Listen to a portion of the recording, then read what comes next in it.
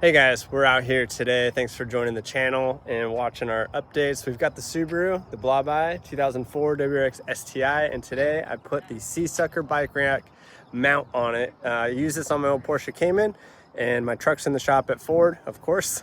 And so figured, hey, let's put this thing back to use and see how it works with my e-bike.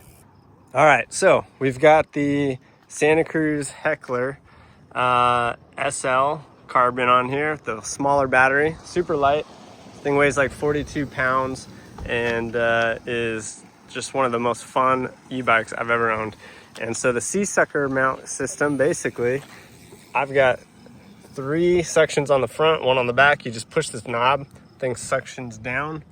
And this bike's about 42 pounds, like I said.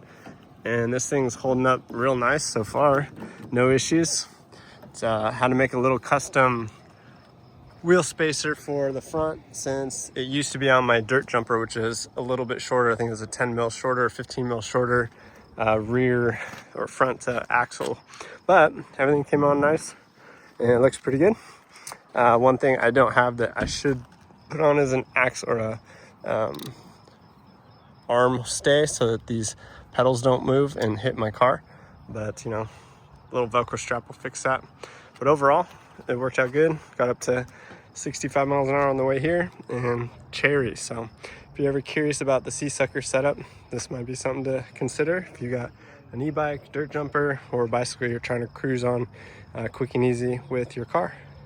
So yeah, like I said, I used this thing on my Porsche Cayman S before with the dirt jumper, and it's the first time I've used it on the e-bike. So highly recommend. It's a little nerve-wracking putting it up there, but it works pretty good.